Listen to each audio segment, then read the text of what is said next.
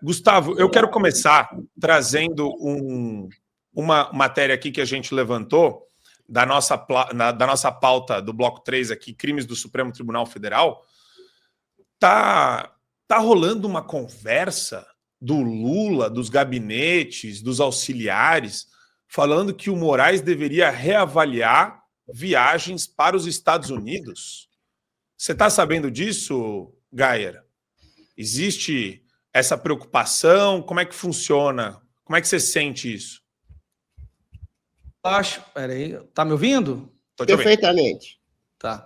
Eu acho que, na verdade, essa é uma tentativa do governo de causar alguma reação no Alexandre de Moraes. Eu acho que isso é só uma tentativa de mostrar que eles estão juntos e que a direita está prejudicando o Moraes e que o Moraes tem que agir de alguma forma agora, principalmente depois que o Moraes tomou essa decisão de devolver algumas contas que estavam banidas há muito tempo, sem explicação nenhuma, a não ser a coincidência dessas contas serem liberadas há poucos dias antes do início das audiências com o pessoal da Comissão Interamericana aqui no Brasil.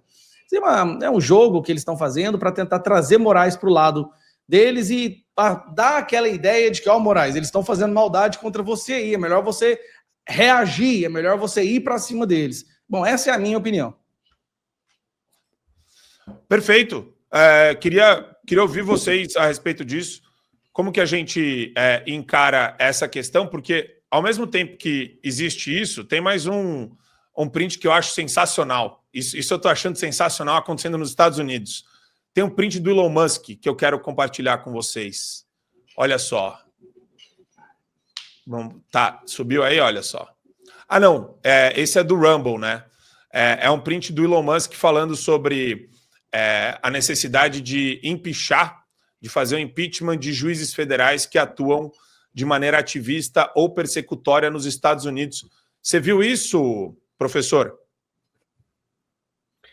Olha, eu acho que de alguma forma, o cerco está fechando em relação a essa questão da censura, e a gente precisa entender que, claro, isso vai gerar um atrito, um inevitável atrito, porque é necessário a gente fazer o seguinte raciocínio: a questão da liberdade de expressão não tem a ver só com liberdade de expressão. Para os Estados Unidos, para o Musk, para o Trump, a liberdade de expressão no Brasil, representada pelas redes sociais, é um guarda-chuva financeiro também. Vamos lembrar que quando foi suspenso aqui, houve uma audiência pública estimando no Senado, estimando que seria mais de 5 bilhões, uma coisa de 10 bilhões, enfim, a perda, não do Musk, a perda nossa, a perda de dinheiro nacional, das pessoas, dos usuários, por conta justamente do X ser um guarda-chuva de negócios. Então, esse guarda-chuva de negócios que está localizado nos Estados Unidos, não interessa a eles que seja aqui bloqueado ou que esteja debaixo da possibilidade de que um juiz apenas, de acordo com o seu humor, suspenda ou faça banimento, enfim, ou gerencie. Quem deve gerenciar uma empresa é o dono da empresa, e não o judiciário do país. Então, esse esquema que foi criado aqui no país e que essa regulação das redes pretende manter ou acentuar é muito nefasto à economia, inclusive, dos Estados Unidos, porque isso pode gerar um case que se espalhe pela América Latina, por outros países. O Brasil tem uma visibilidade, portanto, importante em relação à questão da censura no mundo hoje, e eu creio que isso atrapalha até, ou possa atrapalhar os negócios dos norte-americanos, ou pelo menos os negócios ligados ao Musk, que é um braço direito importante hoje do Trump. Então, claro, essa questão de se ele vai lá para fora, se ele não vai lá para fora, eu creio que isso seja uma questão que possa não ser tão real, que esse receio não exista dessa maneira, essa aflição não exista, mas eu acho que cada vez mais vai existir, porque a gente passa a ter uma tensão internacional diplomática entre os países. Excelente. Adriles, tem uma pergunta para o deputado federal, Gustavo Geyer? Deputado, muito bom dia. Deputado, a gente está vendo agora algumas coisas estranhas acontecendo, né? O Rumble vai voltar para o Brasil, estranhas no bom sentido. Algumas redes sociais estão sendo desbloqueadas, mas a gente estava comentando aqui, já estava falando, que eventualmente Isso parece ser um tipo, eu acho que é um tipo de maquiagem, para que exatamente oferecer a ideia às pessoas da Comissão de Direitos Humanos Internacional que vão vir ao Brasil, de que aqui está tudo normal, que essas pessoas cometeram crime, que o Adriles cometeu um crime, que o Fiuza cometeu um crime pontual, mas foi um crime circunstancial. Ou seja, a censura prévia continua por muitas redes sociais, pessoas continuam presas, Daniel Silveira continua preso, o Felipe Martins continua em prisão domiciliar, sem poder usar a rede social, as pessoas continuam com crédito bloqueado, com contas bancárias bloqueadas, continuam exiladas. O que o senhor vê? O que o senhor tem de informação interna dessa ideia do Rumble estar voltando para o Brasil, de algumas redes serem desbloqueadas justamente às vésperas da comitiva de direitos humanos que vai pousar aqui no Brasil e, eventualmente, é claro, se não for todo mundo muito cego, vai perceber que existe uma ditadura ferrenha aqui no Brasil. Qual que é a estratégia dos Supremos tiranos federais aqui? Adriles, eu não acho que essa devolução de certas contas que primeiro, estavam ilegalmente banidas e suspensas, né? Eu acho interessante quando a gente fala assim, tá acontecendo as coisas estranhas. Não, o estranho é que o normal começou a acontecer. Bom, mas eu não acho que isso seja uma espécie de conluio, uma tentativa de mostrar para a Comissão Interamericana que tudo está funcionando perfeitamente no Brasil, até mesmo porque a coincidência de contas serem devolvidas horas antes da comissão pousar no Brasil, na minha opinião, e da opinião de muitas pessoas que acompanham o processo de perto, que estão dentro ali dos debates, só incrimina o Alexandre de Moraes ainda mais, né? Só passa mais aquela mensagem de que realmente essas suspensões, essa perseguição era ilegal e ele tem que se desfazer disso rapidamente antes da comissão pousar no Brasil. Então só faz levantar ainda mais a atenção para as ações dele.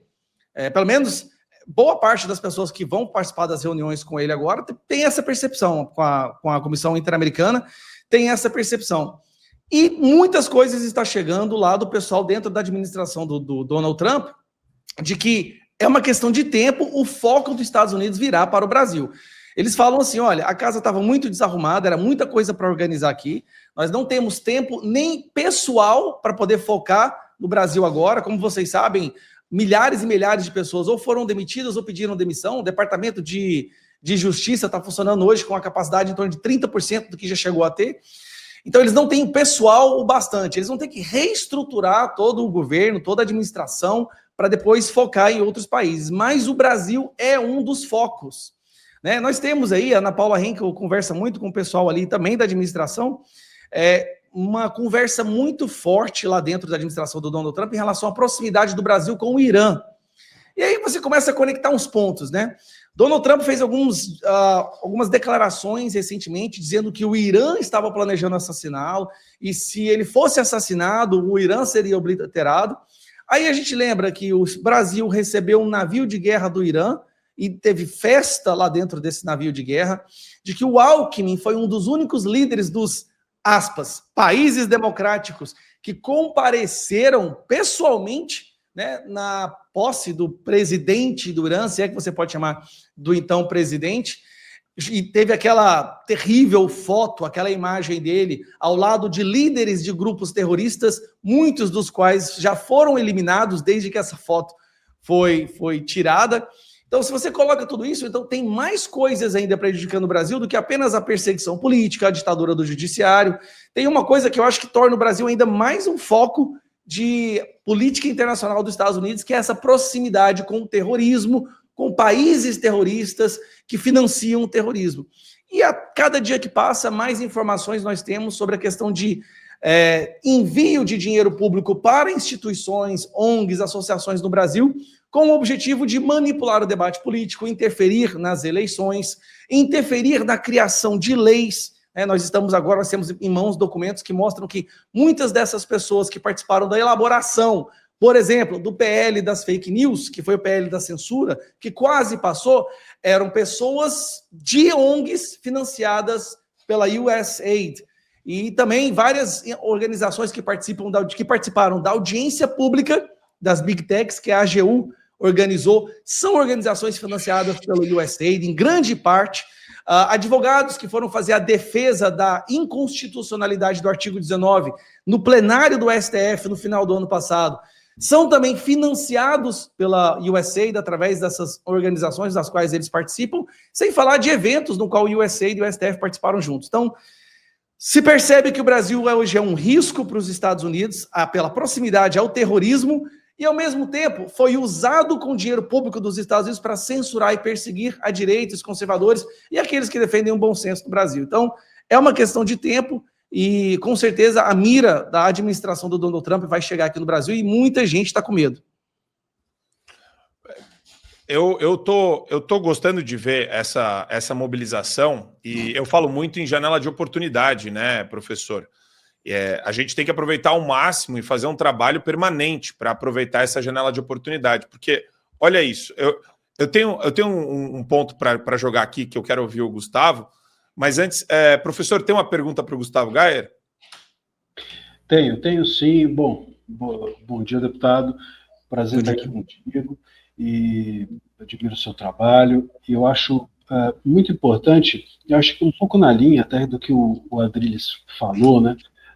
A gente entender, porque eu até estava conversando um pouco ainda sobre essa questão dessa visita da comissão, né? E um receio, eu inclusive estarei lá na quinta-feira no Rio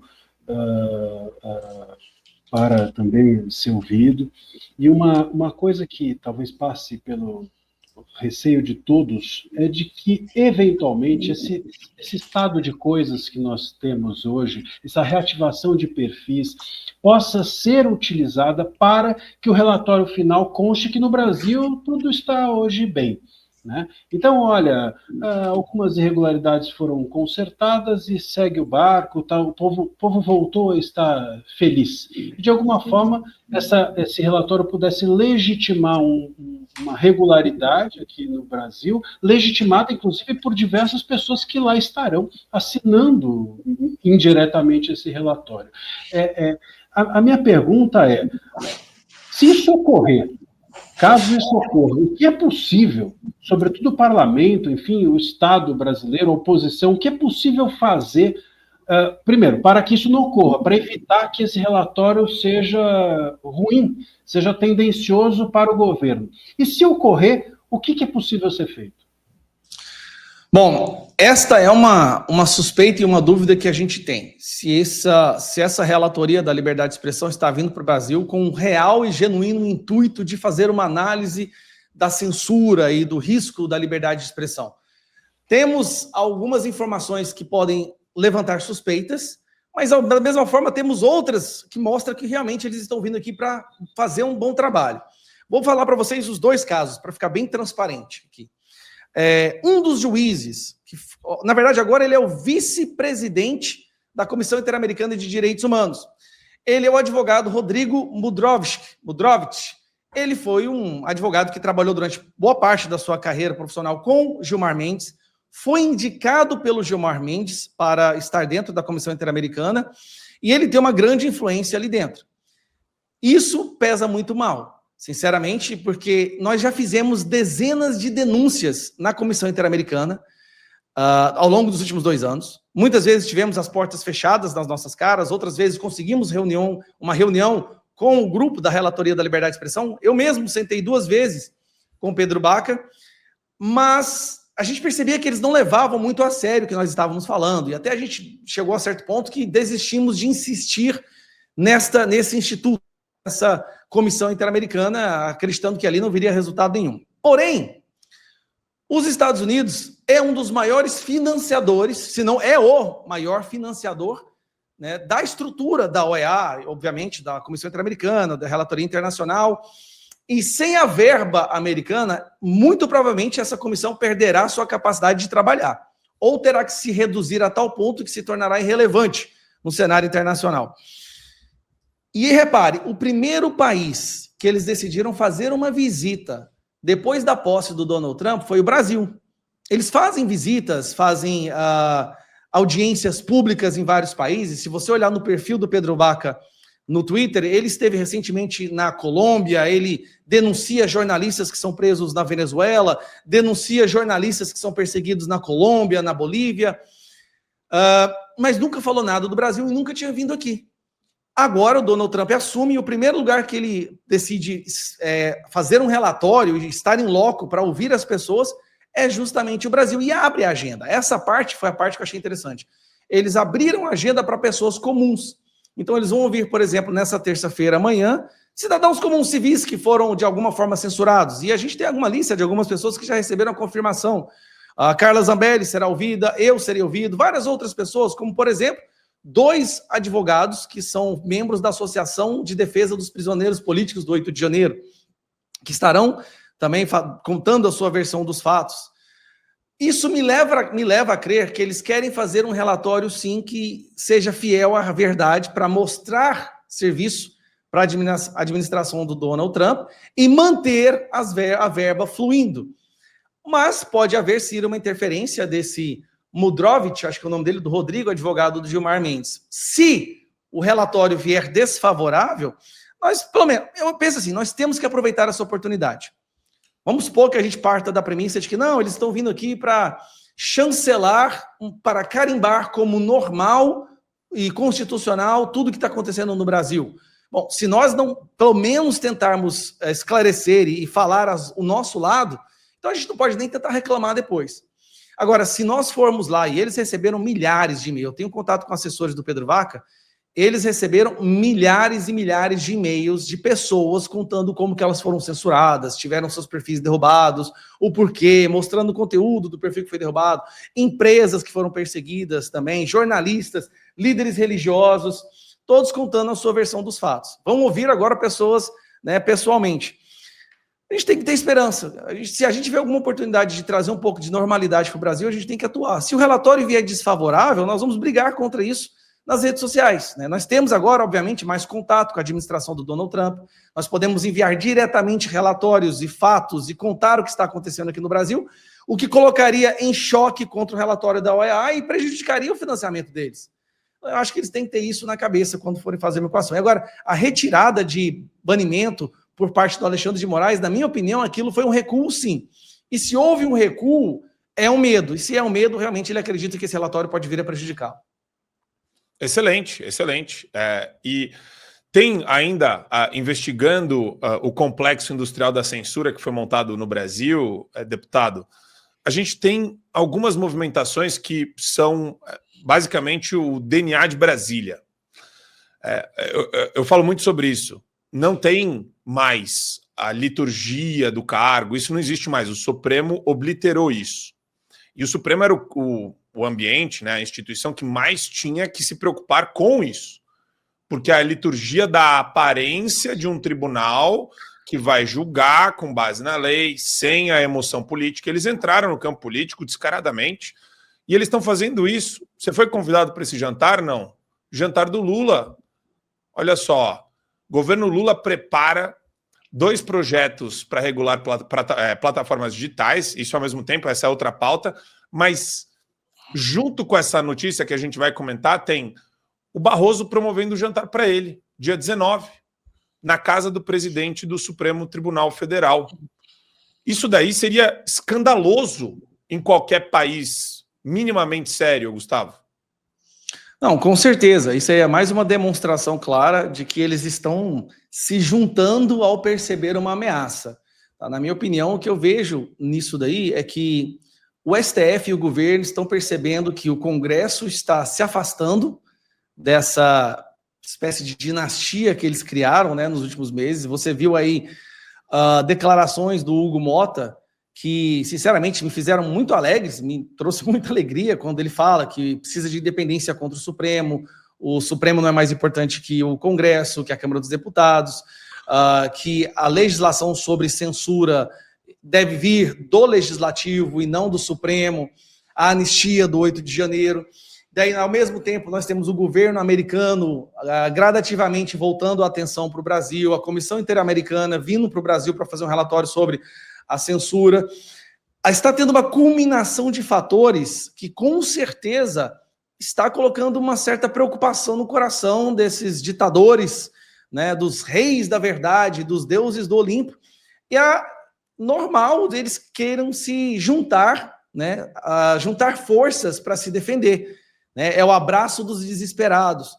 E, obviamente, o Barroso chama Lula ali, e vai ter, obviamente, mais pessoas do STF, mais pessoas do governo, onde eles vão tratar claramente o que eles podem fazer para sobreviver.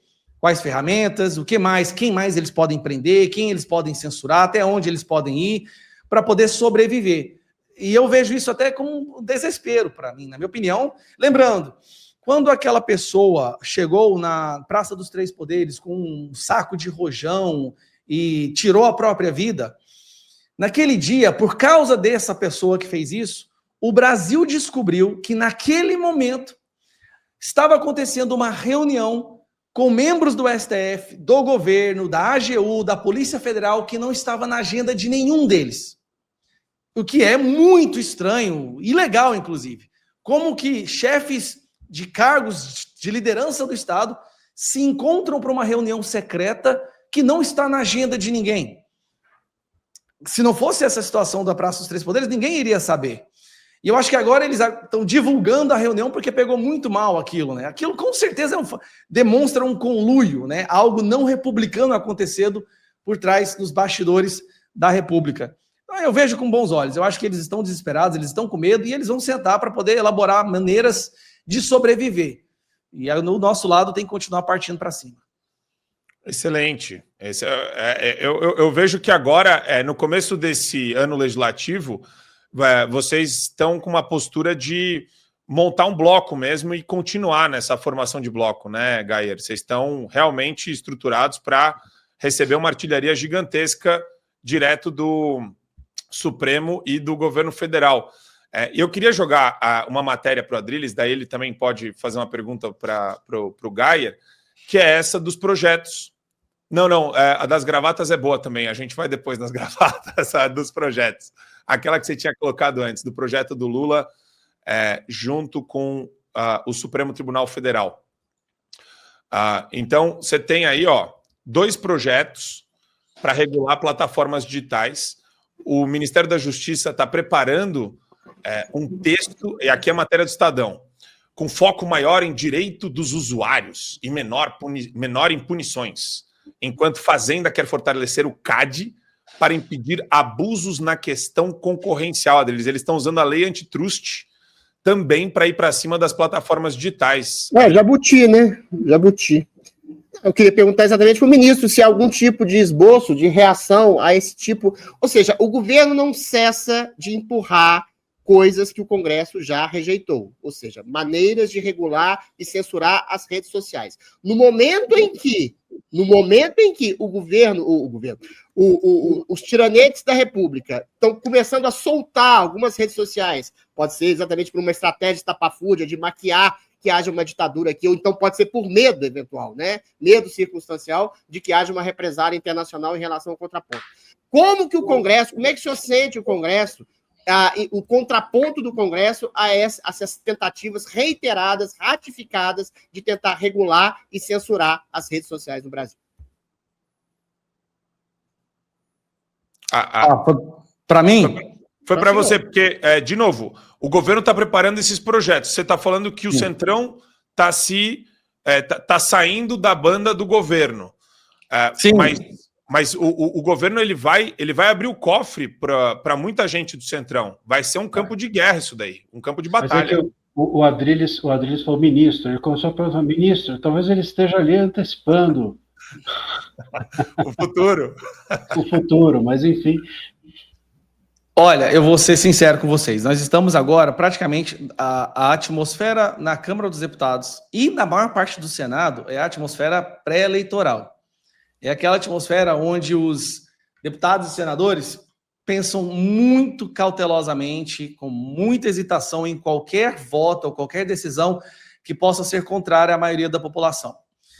E se sabe lá dentro que essa questão de censurar ou buscar repreender o debate político na internet só faz desgastar o candidato ou o deputado, o senador.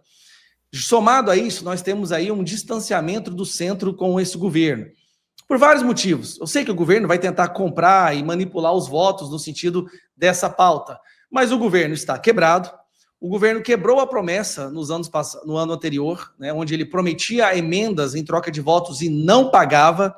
Vários deputados ficaram revoltados com isso. Não só isso, teve o caso no final do ano passado, que foi o maior desgaste para esse governo, onde ele prometeu emendas em troca de um voto pela reforma tributária e depois bota o Flávio Dino para suspender todas as emendas.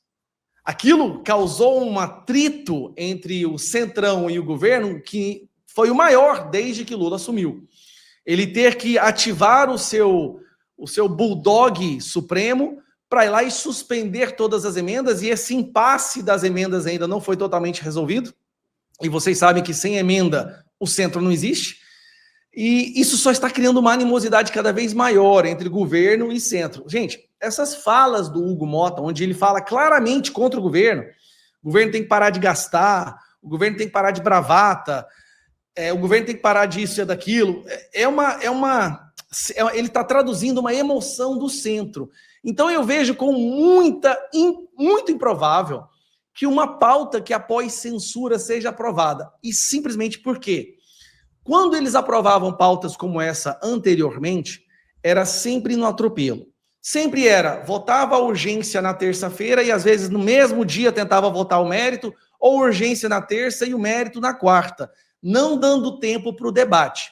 Porque eles sabem que se der tempo para o debate, a população se mobiliza, pega muito mal, eles entram em contato, mandam mensagens para os seus deputados e senadores e esses mesmos recuam, certo? Pois o que vai acontecer nesse próximo ano, nesses próximos 2 anos com o Hugo Motta, é que as pautas serão sempre definidas na semana anterior. Não vai ter mais essas urgências de terça para votar na quarta. As pautas serão sempre definidas na semana anterior, divulgadas no Colégio de Líderes na quinta ou no máximo, no mais tardar, na sexta-feira. Isso prejudica muito a manobra que eles usavam para enfiar goela abaixo projetos terríveis para o nosso país. Agora, um dos perigos, um fator nessa equação é a interferência do Supremo Tribunal Federal. Como vocês sabem, eles não têm medo de pegar o telefone, né? Eles não hesitam em pegar o telefone e ligar para presidente de partido, líder de partido, para deputados e senadores, praticamente ameaçando essas pessoas a votarem favoráveis a determinado projeto.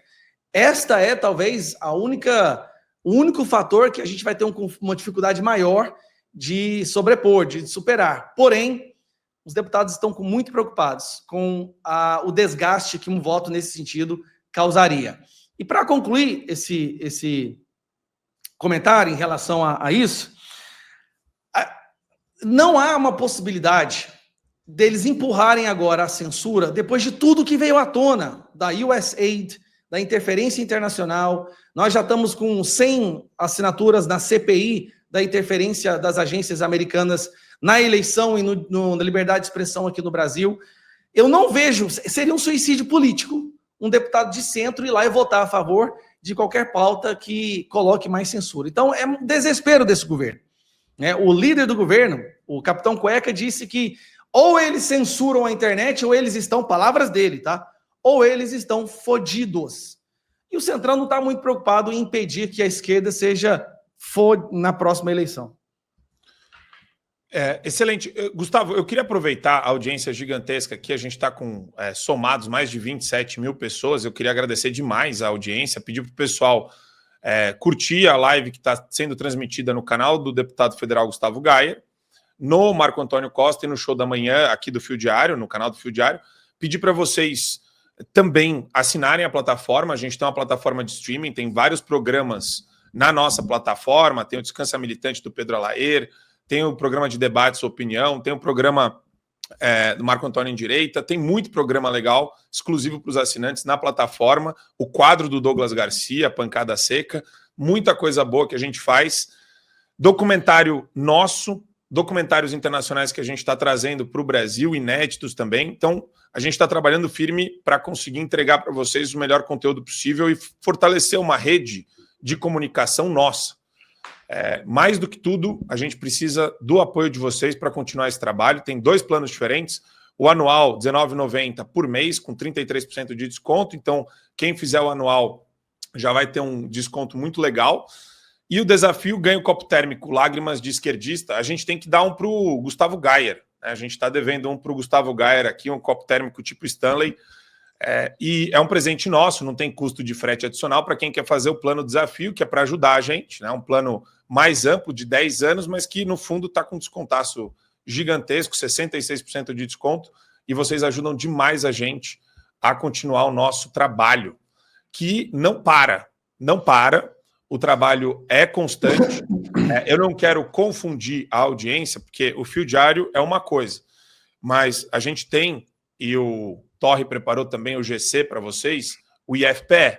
O IFPE é um instituto que lançou agora, já tem um relatório preliminar, a gente está só fazendo alguns ajustes. ifpebrasil.org já tem um relatório do Davi Agape. Quem entrar no site vai ver o relatório muito bem feito, uma produção fantástica, com uma seriedade acadêmica gigantesca. É a primeira consolidação que tem. O título aqui: o inquérito do fim do mundo do STF, 6 anos de estado de exceção no Brasil. Um exame minucioso de como o inquérito das fake news gerou uma rede de investigações usadas como instrumentos de perseguição política, consolidando o poder do judiciário sem controle ou freios institucionais. Tá uma edição linda, estou adorando. A gente está só inserindo alguns dados aqui da entidade, mas o relatório já está para quem quiser baixar no site do ifpebrasil.org, e para quem quiser doar para a gente continuar fazendo isso, pode doar, que a gente recebe. Dentro do site tem lá o canal de doações. Para quem mora nos Estados Unidos, a doação é dedutível do imposto de renda, pessoa física e pessoa jurídica. Eu quero aproveitar só, antes de jogar mais uma questão aqui para o nosso querido Gustavo Gayer. Tem um superchat elogiando aqui o Gustavo Gayer, do tio Roger. Tio Roger gosta muito da gente, está sempre conosco na audiência. Hugo Mota: estou cansado de blá blá blá, anistia já, vamos lá, Huguinho. Já que não houve golpe, vamos para a prática. Desculpe o desabafo, beijão, continuamos na luta, Gayer, você é fera. Valeu, tio Roger. E a nossa regra do superchat é: acima de 50 a gente lê durante, a partir de 10 a gente lê ao final do programa. Gayer, tem um ponto aqui, esse negócio da gravata do Barroso. Você viu isso daí, não? Do STF Fashion? Vi sim, é claro. Super importante. A gravata, eu acho que deveria ter sido uma mordaça, né? Mas eu acho que o STF tem que presentear, né, os convidados deles. R$ 384 por gravata. É uma gravata, ainda mais comprando. Não é uma de R$ 1.600 do Lula, enquanto ele dá um discurso sobre se a comida tá cara, não compra, né? Olha o kit que você... Esse kit a gente está preparando. Esse deveria ser o kit do Supremo. Esse deveria ser o kit presente STF que eu preparei, né? Que esse é o verdadeiro kit do STF. Olha aí. Uma faixa presidencial, porque é eles que dão, na verdade, eles que decidem quem vai ter. Né? O boné Brasil é do STF, porque hoje essa é a verdade. A mordaça do STF e a algema do STF, para quem reclamar de alguma coisa. Mas, Gayer... a gente tem esse negócio da USAID que está acontecendo. Tem a charge também do Fabiano Silva. O Fabiano está fazendo charge para a gente todos os dias aqui. E eu só queria pegar uma visão mais ampla sua sobre essa questão também. A Estátua da Justiça lá perdeu o mané numa mola, e USAID como uma espécie de fundação do próprio Supremo Tribunal Federal, com várias dinamites ali prontas para explodir. Existe um monitoramento de perto? Como que está acontecendo isso por parte da classe política, das lideranças políticas, do que está acontecendo direto nos Estados Unidos? Olha, eu tenho no meu gabinete, eu acho que agora 3 pessoas trabalhando única e exclusivamente para coletar dados sobre a interferência, não só da USAID, tá? Houve outros departamentos que também interferiram diretamente no Brasil. Endowment for Democracy, o próprio Departamento de Estado teve uma relevante interferência também aqui no Brasil, e nós estamos coletando todas as informações justamente para usar na CPI e também para conquistar mais votos, porque um dos problemas que a gente enfrenta, Marco, e todo mundo que está nos assistindo, é que muitos deputados do centro nem sabem exatamente o que é isso. E é normal, eles não têm esse interesse, eles não se informam pelas mesmas fontes que a gente, eles têm as suas preocupações, eleição, emendas, liberais emendas com Flávio Dino. Então, muitos, quando a gente começa a explicar o que é, eles têm uma dificuldade de acreditar que isso seja verdade. Eles, mesmo com os documentos, e mesmo com a imprensa internacional falando isso, há uma percepção deles, não, isso é conspiracionismo, isso é tão farfetch, né? Isso é tão fora da realidade que isso aí é conspiracionismo, isso não existe. Mesmo apresentando os documentos. E você percebe um esforço descomunal da imprensa brasileira em não falar nem sequer uma linha sobre isso. Nenhuma linha sobre a interferência do dinheiro americano no Brasil, para ONGs que trabalharam pela censura, que trabalharam para elaborar leis de censura, trabalharam para derrubar perfis de apoiadores do Bolsonaro, né, que fizeram eventos com o TSE e ministros do STF. E quando você percebe que a imprensa está se esforçando tanto para não noticiar algo que hoje é o maior escândalo dos Estados Unidos, tá? Não existe nada nos Estados Unidos que esteja sendo mais debatido e falado do que isso. A esquerda americana organiza manifestações todos os dias nas ruas para tentar impedir que o dinheiro, né, que financia o Deep State seja barrado. Mas a imprensa aqui finge que não acontece. Então, nós estamos buscando o máximo de informação possível. A cada dia que passa, a gente coleta mais. A gente está abrindo janelas de negociação, de articulação com membros da administração do Donald Trump, né? E eu tenho uma assessoria muito boa nesse lado. Por exemplo, eu tenho que falar aqui da Dulce, né? Minha assessora Dulce, que trabalhou comigo durante 15 anos como professora de inglês, hoje trabalha comigo também no meu gabinete. Ela tem sido fundamental nessa questão de falar e conseguir contato e pegar informações com as pessoas lá da administração do Donald Trump, Estados Unidos e associações e organizações. Sem ela, realmente, eu acho que nós não teríamos conseguido avançar tanto quanto nós avançamos. Então, Dulce, um abraço, obrigado, continue fazendo o que você está fazendo, tá? Mas é isso, nós estamos buscando essas informações, a cada dia que passa, novas coisas vêm à tona. E o Elon Musk publicou recentemente mais uma coisa que eu achei interessante, né? Ele fez um retweet do Mário Naufal, onde mostra que um ex-agente da CIA foi colocado dentro da Meta, da empresa Meta, para fazer o fact-checking no Brasil durante as eleições e remover conteúdo que é um conteúdo de direita ou apoiadores do Bolsonaro, trabalhando em sintonia com o TSE. Então, assim, esse é um e-mail, né, que o próprio CIA mandou para o pessoal da Meta, dizendo que eles iriam fazer. Então, tá, se vocês quiserem colocar esse e-mail, foi, acho que, a última postagem do Elon Musk, né, e o Mário Naufal publicou isso há 8 horas atrás. Eu achei muito relevante, então é mais uma coisa que a gente vai colocar no nosso dossiê.